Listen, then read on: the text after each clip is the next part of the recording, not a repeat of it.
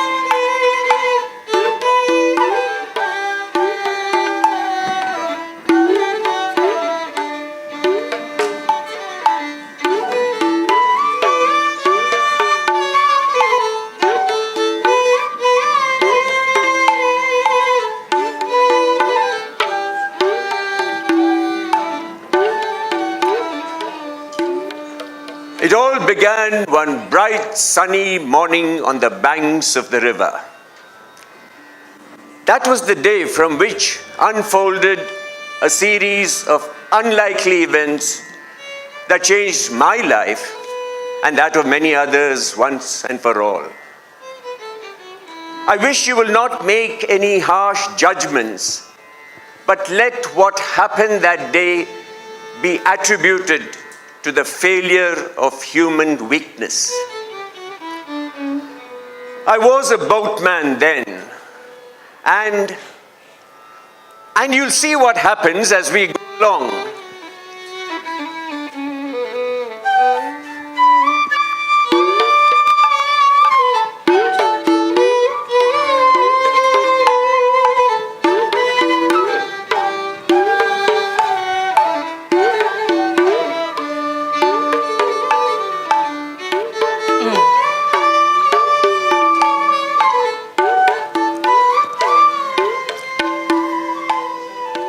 The news has gradually spread round the villages.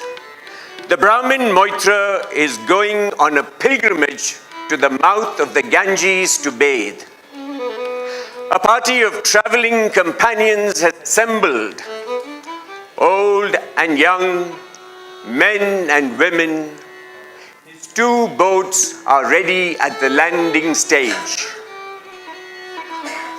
Shada too is eager for merit.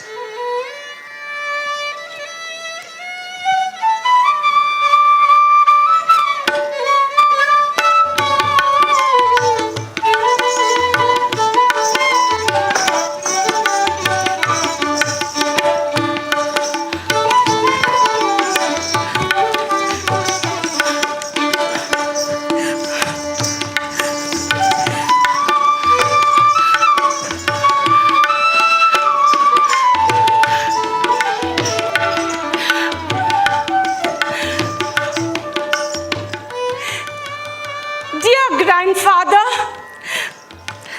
let me come with you. Her plaintive young widow's eyes cannot see reason. She entreats him. She is hard to resist.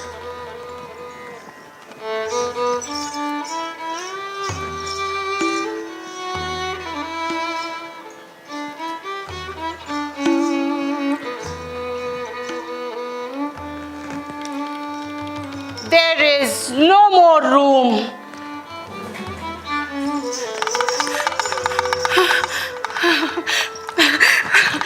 I implore you at your feet.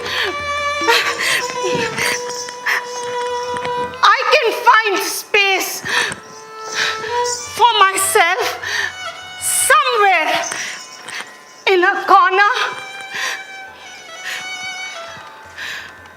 The Brahmin's mind softens, but he still hesitates.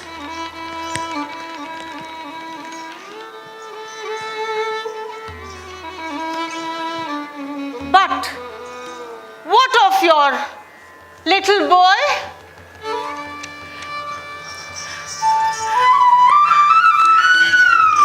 Rakhal.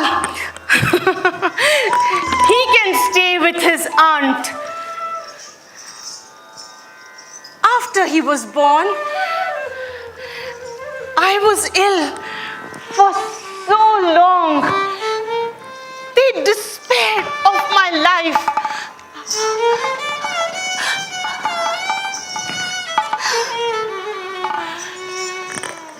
Anada,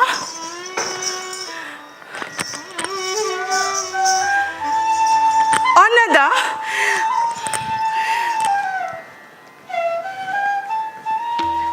took my baby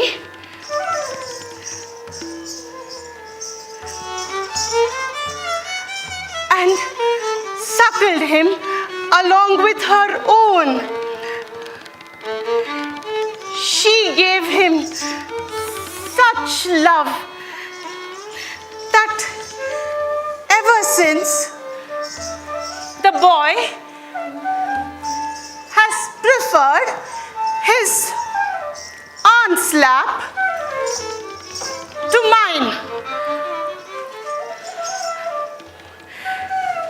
He is so naughty. He listens to no one. If you try to tell him off, his aunt, she comes.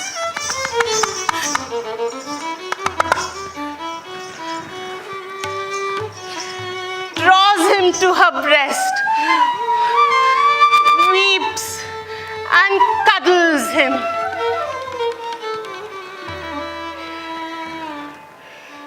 He will be happier with her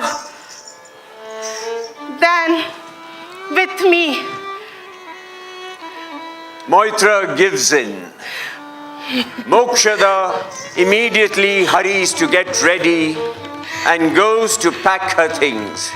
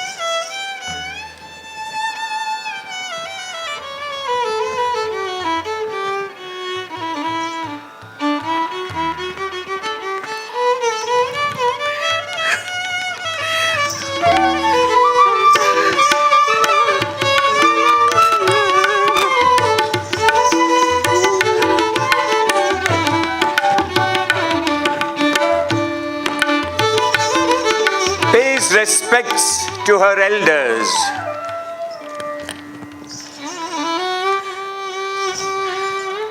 Floods her friends with tearful goodbyes.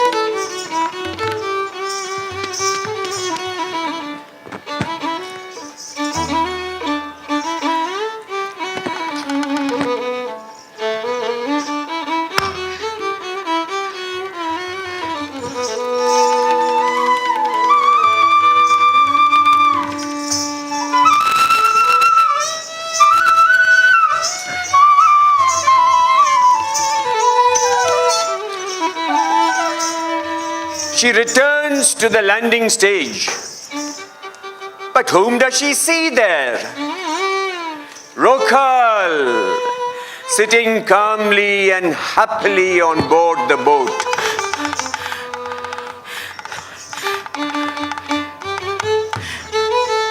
What are you doing here?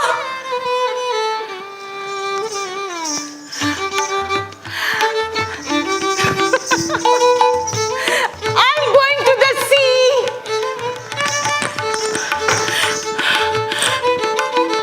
You're going to the sea? You naughty, naughty boy. Come down. Come down at once.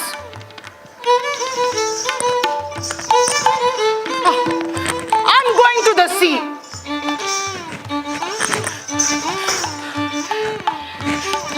She grabs his arm. But the more she pulls, the more he clings to the boat.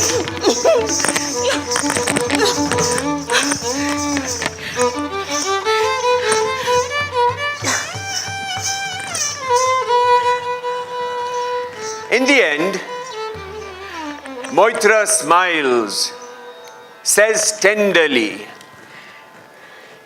Let him be. He can come along. his mother flares up. All right then. Come. The sea can have you. The moment those words reach her own ears, her heart cries out. Repentance runs through it like an arrow. She clenches her eyes and murmurs, God. Oh God. God. God. She takes her son in her arms, covers him with loving caresses,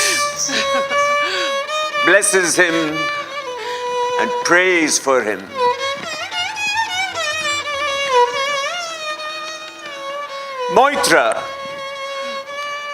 Moitra draws her aside and whispers, For shame. You must never say such words.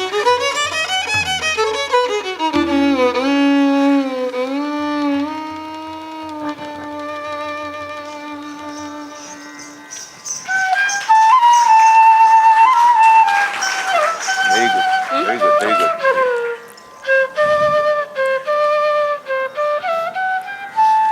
Suddenly.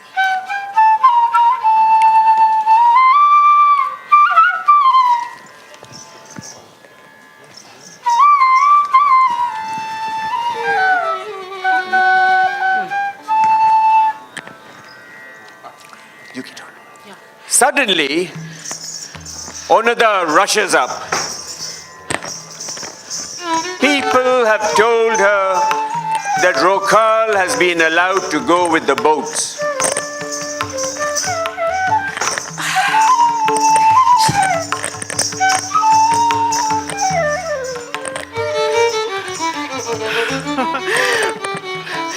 My darling! Where are you going?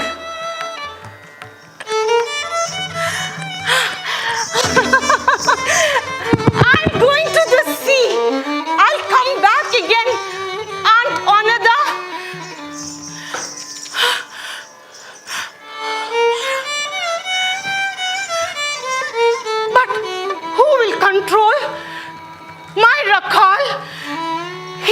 such a mischievous boy. From the day he was born, he has never been away from his aunt for long.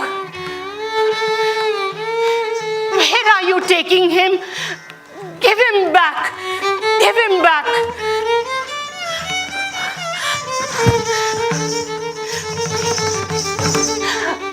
Aunt Onada, I'm going to the sea.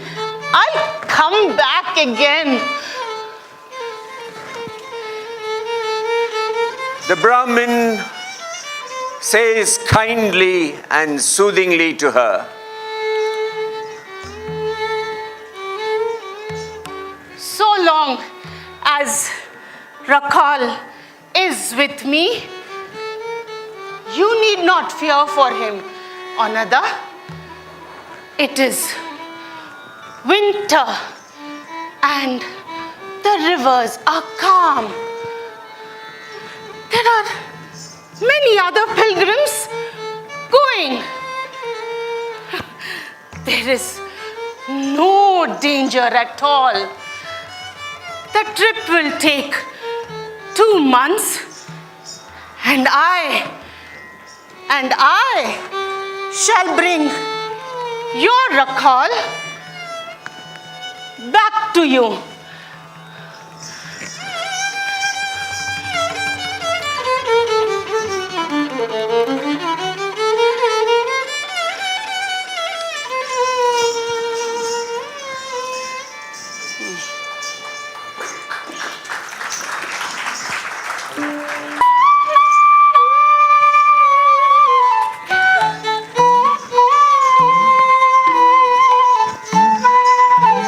at the auspicious time, and with prayers to Goddess Durga, the boat set sail. Tearful women folk stay back on the shore. The river, the village by the river Churni also seems tearful in the wintry morning dew.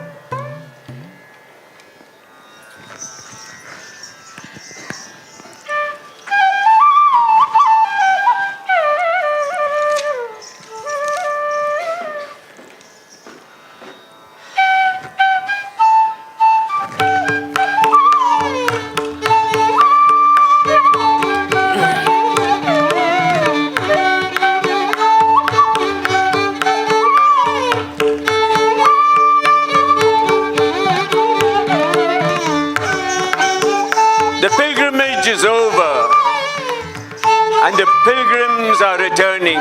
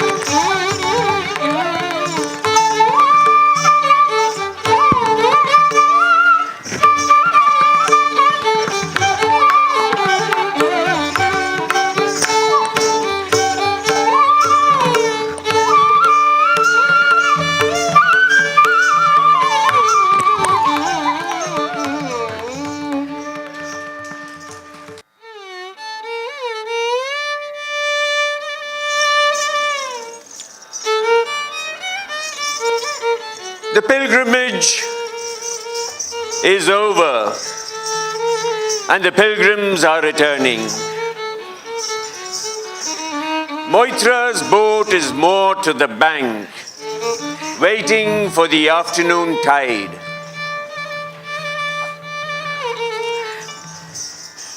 Rokhal, playful as ever.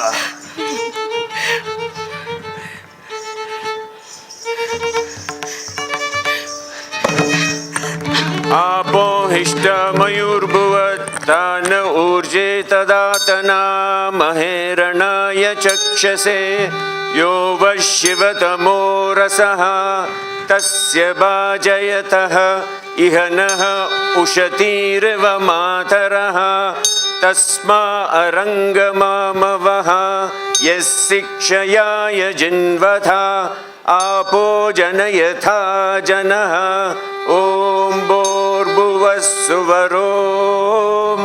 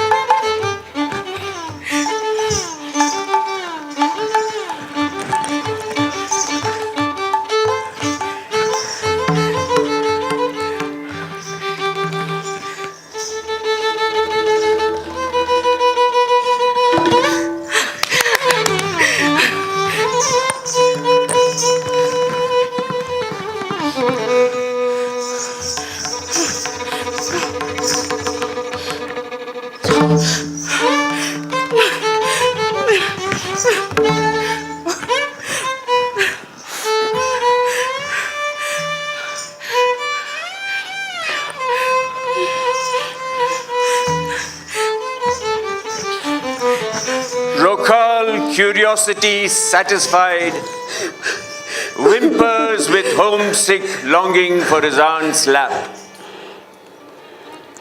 His heart is weary of endless expanses of water, sleek and glossy, dark and curving, and cruel and mean and spiteful water. How like a 1,000-headed snake it seems, so full of deceit, greedy tongues darting,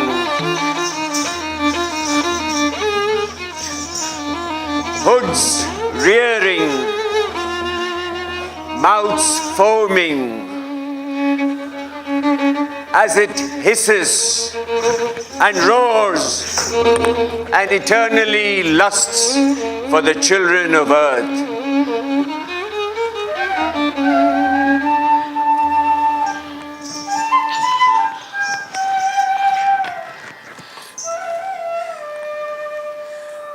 Oh, earth, how speechlessly loving you are.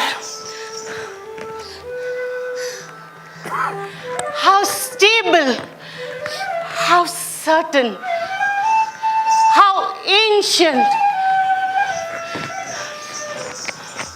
how smilingly, greenly, softly, tolerant of all upheavals. Wherever we are, your invisible arms all, day and night. Draws with such huge and rapturous force towards your calm, horizon-touching breast.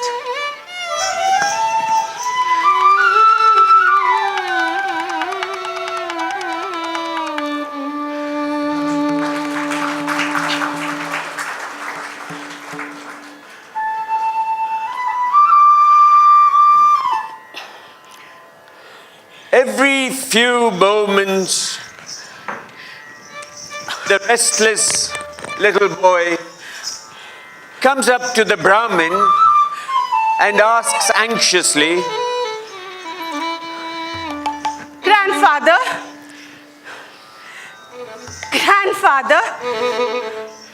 when will the tide come?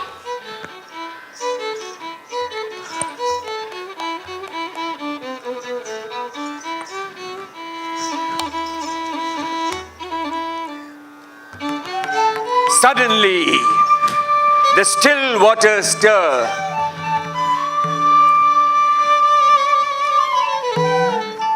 Awaking both banks with hope of departure. The prow of the boat swings around. The cables creak as the current pulls, gurgling, singing. The sea enters the river like a victory chariot. The tide has come.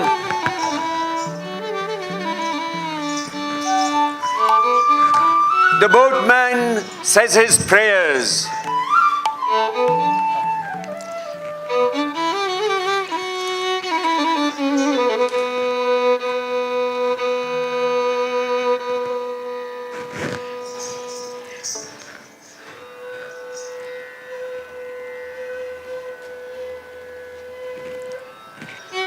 He unleashes the boat on to the northward racing stream.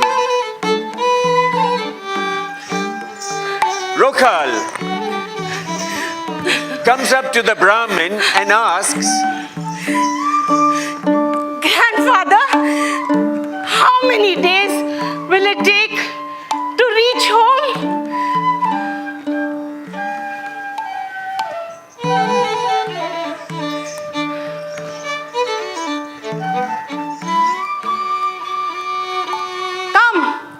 Come along. Come.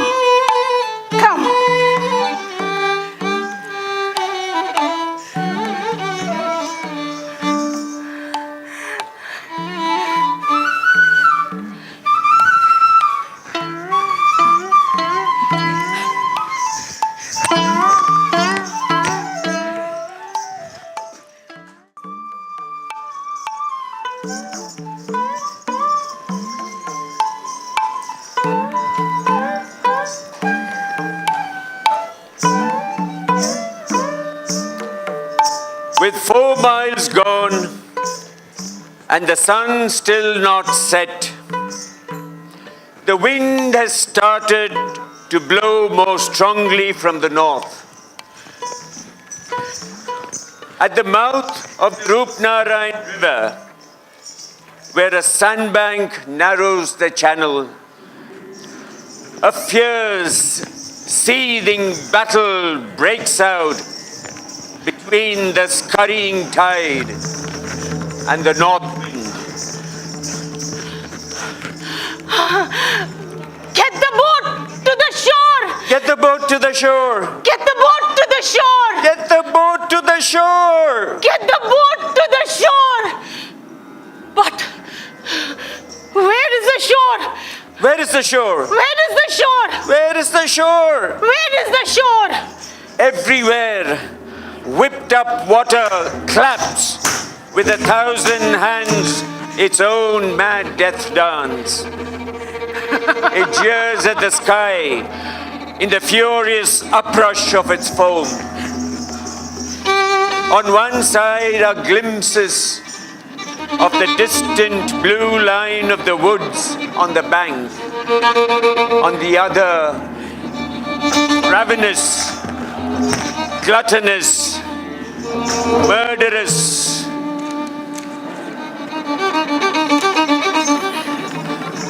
Waters swell in insolent rebellion against the calm, setting sun. The rudder is useless.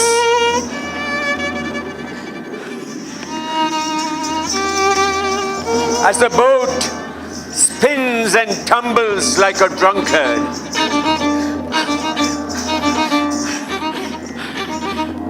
The men and women aboard tremble and flounder as icy terror mixes with the piercing winter wind. Some are dumb with fear. Others yell and wail and weep for their dear ones. Moitra, ashen-faced, shuts his eyes and mutters prayers. Rokal hides his face in his mother's breast and shivers mutely. Oh, hold me, Ma. Hold me tight. Desperate now, the boatman calls out to everyone. Someone among you has cheated the gods, has not given what is owing. Hence these waves, this unseasonal typhoon. I tell you, make good your promise now. You must not play games with angry gods. The passengers throw money, clothes, everything they have into the water, wrecking nothing. But the water surges higher, starts to gush into the boat. The boatman shouts again, I warn you now, who is keeping back what belongs to the gods? The Brahmin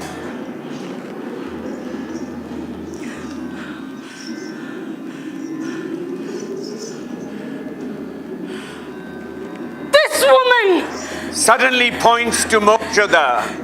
This woman is the one. She made her son over to the gods. And now she tries to steal him back. Throw him overboard. Throw him overboard. Throw him overboard. Throw him overboard. Scream the passengers with one voice, heartless in their terror. Grandfather, spare him! Spare him! Spare him!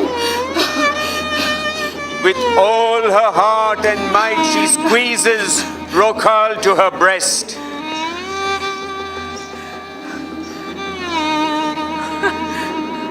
Am I your savior?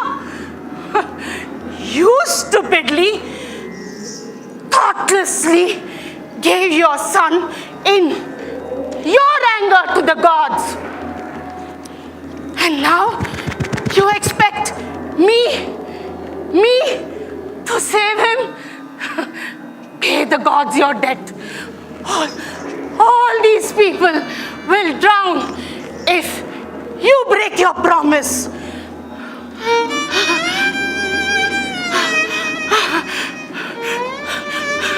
I am a foolish, ignorant woman. Oh God, oh reader of our innermost thoughts, is what I say in the heat of anger my true word? Did you not see how far from the truth it was. Oh Lord, do you only listen to what our mouths say? Do you not hear the true message of a mother's heart? But as they speak, the boatman and oarsman roughly tear Rokhal from his mother's clasp. No!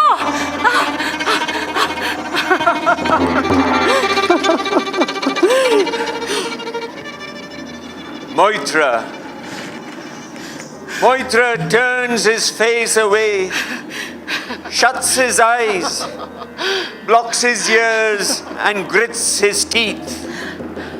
A sharp cry sears his heart like a whiplash of lightning, stings like a scorpion.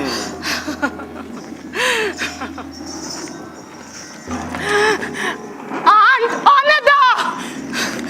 Aunt Anada! Aunt Anada! The boy's agonized eyes show briefly among the frothing waves as he splutters. Aunt Anada! The last time before the black depths claim him, only his frail fist sticks up once in a final pathetic grasp at the sky's protection, but it slips away again, defeated.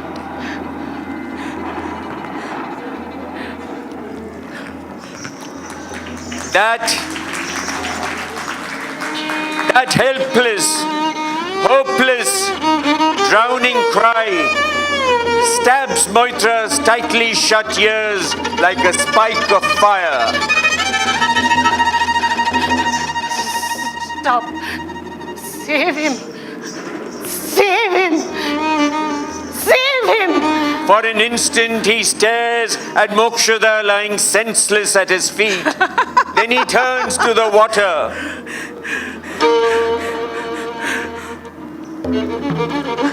I shall bring you back. I shall bring you back. I shall bring you back. He leaps into the water. He is seen no more.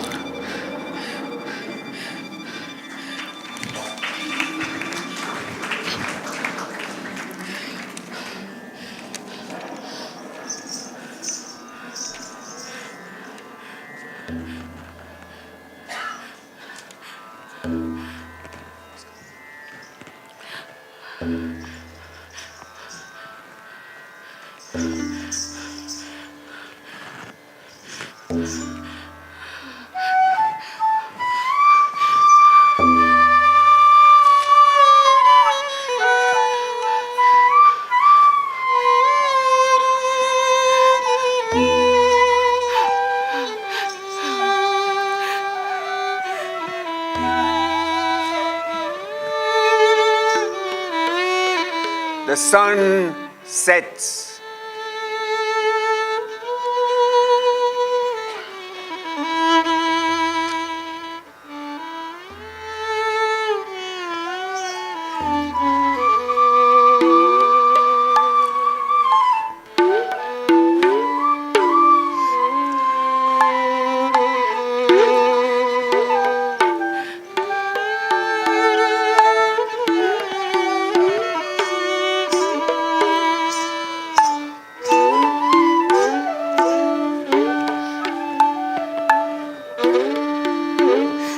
And that, my dear friends, brings us to the end of my story.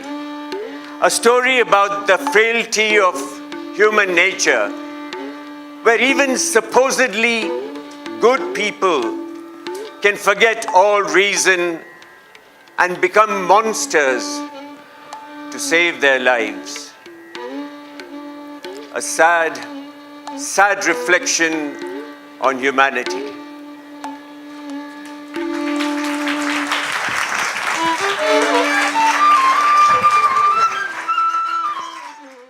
We thank you all for being here this evening. On the ensemble, Ravi Kiran on the flute, Sai Kumar Kolanka on violin, Sridharachari on special effects and percussion.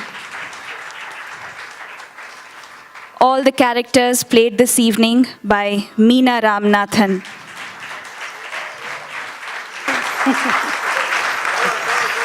And reading by Ranjan Ranganathan.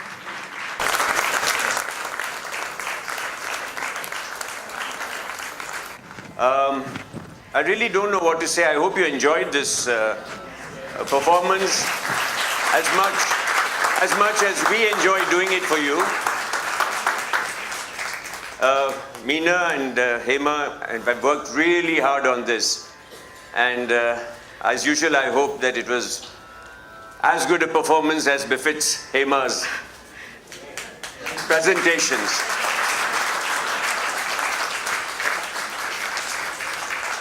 I've always enjoyed doing a ballet or a performance with Hema.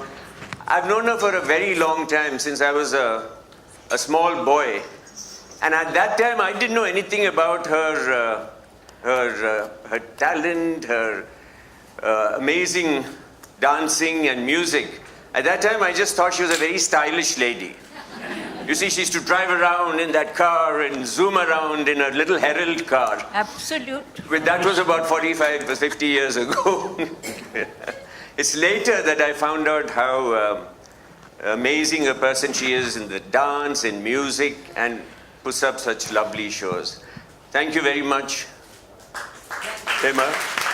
Thank you, Meena. As always, many, many thanks to Hema Aunty for entrusting me and choosing me and giving me this opportunity when I thought I would not dance. Honestly, it's been a very long time, and I hope I did Auntie proud. And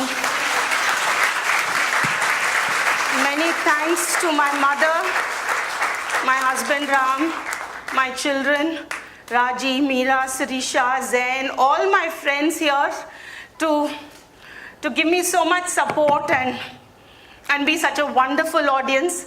Thank you to Ravi, to Sridhar, to Sai, and for Arni uncle's wonderful support. He was my biggest critic. Every time he didn't like a movement, he would say, no, like this. So I owe a lot to uncle's impetus and kindness. Thank you. Thank you, Ranjan. Thank you, Kiran. Thank you, everyone, and a wonderful good evening.